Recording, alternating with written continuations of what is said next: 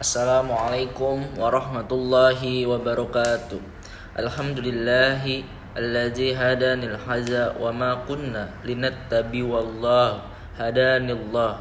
Asyhadu an la ilaha illallah wa asyhadu anna Muhammadar Rasulullah. Wa assalatu wassalamu ala habiballah Muhammadin bin Abdullah wa la alihi wa ashabihi wa man wallah. Amma ba'd. Fa'asyikum wa iya bi taqwallahi faqad fazal muttaqun wa ma taqullahu hakkat tuqattihi wa la tamutana illa wa antum muslimun.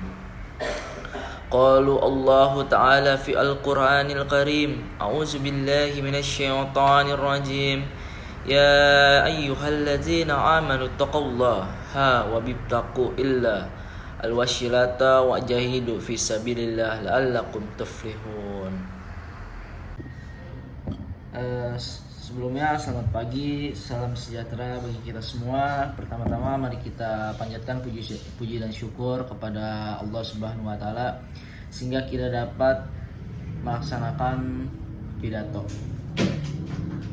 Sebelumnya perkenalkan, nama saya Muhammad Azmi Firaldi dari Universitas Al-Azhar Indonesia, Prodi Ilmu Komunikasi.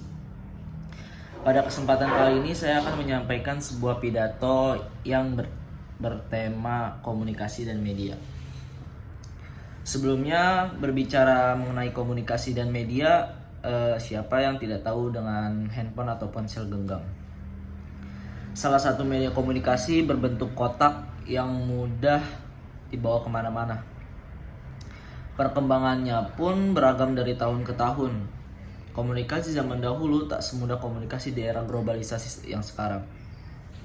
Yang kata orang-orang zaman now, kita harus bertemu langsung atau mengirimkan surat pada pihak yang kita tuju. Media surat juga memakan waktu yang cukup lama. Kemudian muncul inovasi-inovasi lainnya seperti ponsel genggam yang dapat menelpon dan mengirimkan pesan singkat. Dan kini ponsel genggam memiliki banyak kegunaan seperti berfoto, merekam video, merekam suara, permainan, bahkan dan dapat membantu dalam hal pekerjaan. Tak hanya ponsel genggam, jaringan internet juga melengkapi perkembangan teknologi loh. Jaringan internet mempermudah bahkan memperluas komunikasi dan informasi. Berbeda dengan telepon dan pesan singkat atau bisa juga disebut SMS. Dengan jaringan internet, komunikasi bisa dilakukan secara audiovisual dan terdapat simbol-simbol yang bisa mengekspresikan pesan kita. Contoh aplikasi jejaring sosial seperti Line, WhatsApp, Facebook, Instagram, dan lain-lain. Internet adalah jendela dunia. Ada yang tahu mengapa? Karena melalui internet kita dapat berkomunikasi dengan siapapun tanpa ada batas dan jarak waktu. Teman-teman, mudahnya mengakses informasi dengan internet dan canggihnya media ponsel genggam tentu membawa banyak pengaruh dalam segala aspek kehidupan. Komunikasi menjadi sangat mudah dan luas. Salah satunya halnya itu jejaring sosial. Siapa yang tak pernah menggunakan aplikasi jaring sosial? Pastinya semuanya di antara kita semua pernah dan rutin menggunakannya. Seperti yang sudah saya sebutkan sebelumnya, jejaring sosial membantu kita dalam berkomunikasi secara audiovisual dan non-visual. Tidak hanya pesan tulisan, tetapi telepon dan juga telepon video, kita dapat mengirimkan pesan pribadi dan informasi-informasi penting melalui aplikasi ini. Bahkan kita bisa bertemu dan berkenalan dengan orang-orang yang tidak kita ketahui. Kita dapat melihat identitas dan juga profil foto orang lain. Ya, selain jejaring sosial, kita dapat mengakses informasi melalui web atau Google. Segala informasi dapat dicari di sini.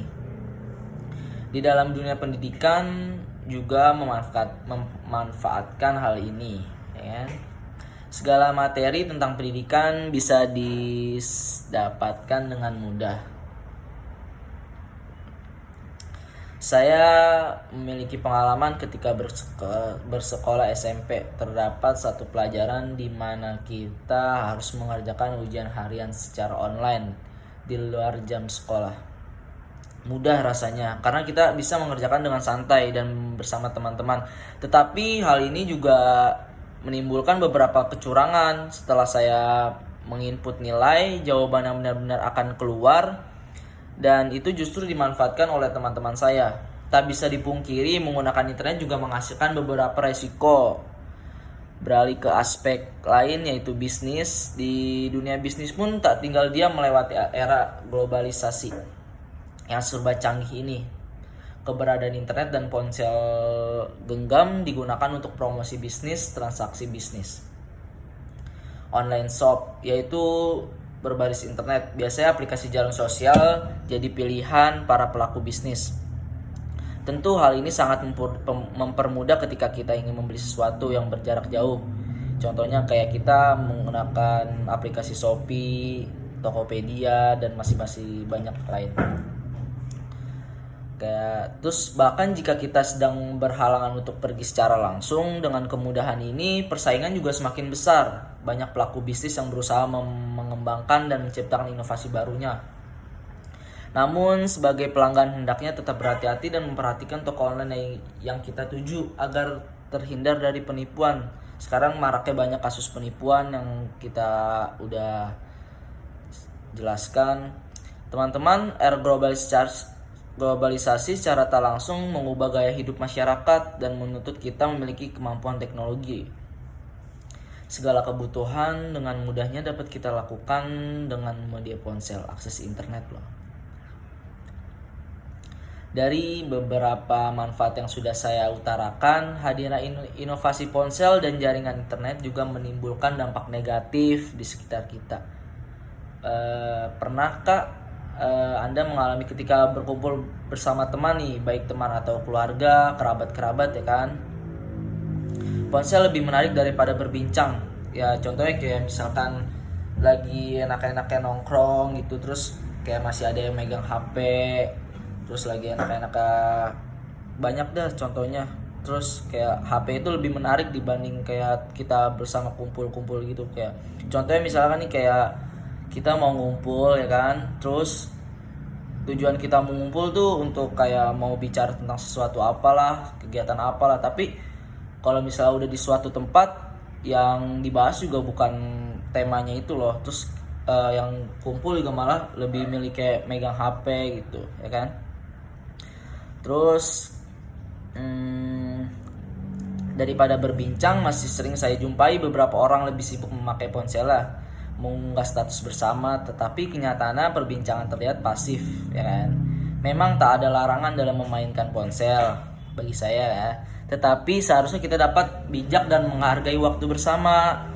Kayak selagi waktunya itu untuk bersama ya udah hargain gitu. Jangan, kan lagi juga kalau misalkan main HP itu di rumah juga bisa kan. Kalau misalnya untuk di luar bersama-sama teman gitu ya sebaiknya nggak usah terlalu maniak banget dengan handphone gitu. Selain itu, kemudahan dalam jejaring sosial juga dapat menimbulkan penipuan. Pernah gak mendengar kasus kencan online yang berujung maut kayak atau penipuan barang? Masih banyak lain deh. Ini adalah peristiwa yang terjadi akibat kemudahan akses internet. Orang-orang dapat memalsukan identitas dirinya. Dalam bisnis pun juga begitu, pelaku bisnis dapat memalsukan barang dagangannya. Sehingga kita harus berhati-hati dalam menggunakan internet. Dari beberapa dampak negatif yang di atas, sadarkah kayak teman-teman bahwa internet juga membawa pengaruh buruk bagi anak-anak bahkan balita? Banyak orang tua yang memberikan fasilitas handphone kepada anak untuk membuka permainan atau minat YouTube. Kayak anak-anak yang masih di bawah umur kayak 5 tahun, 4 tahun gitu udah dikasih fasilitas buat handphone supaya kayak nih kalau misalnya mau kayak lagi nangis atau dengan dia lagi ngerengek dengan mau minta sesuatu ya bahkan orang tuanya juga ngasih handphone supaya anak itu diam gitu. Kayak alhasil anak-anak akan kecanduan dan menangis ketika tidak diperbolehkan memegang ponsel. Cara ini dipilih agar karena memudah dilakukan ketika orang tua sedang sibuk melakukan pekerjaannya. Saya pun mengalami kejadian ini. Keponakan kecil saya yang berumur 2 tahun pernah mengalami kecanduan mengakses YouTube. berawal dari ketidaksengajaan. Ketika semua anggota pernah membuka ponsel di depan sang anak, anak akan cenderung ingin mengetahui dan megang ponsel tersebut. Ya, terus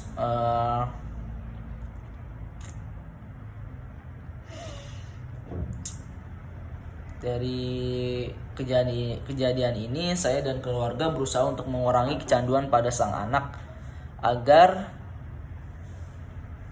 tak berkelanjutan, seperti membuat kesan menarik permainan anak yang seharusnya dimainkan. Apakah teman-teman pernah mengalami hal serupa? Dari kejadian ini saya ingin mengajak teman-teman sekali berpikir dan menyadari, sudah sebijak apakah kita dalam menghadapi era globalisasi. Kehadiran teknologi yang canggih harus kita manfaatkan sebaik mungkin, tetapi jangan sampai kita merugikan orang lain loh di sekitar kita, terutama pada generasi muda dan anak-anak di bawah umur. Berikanlah hal yang sesuai pada umur si kecil, teman-teman, bahkan kerabat-kerabat.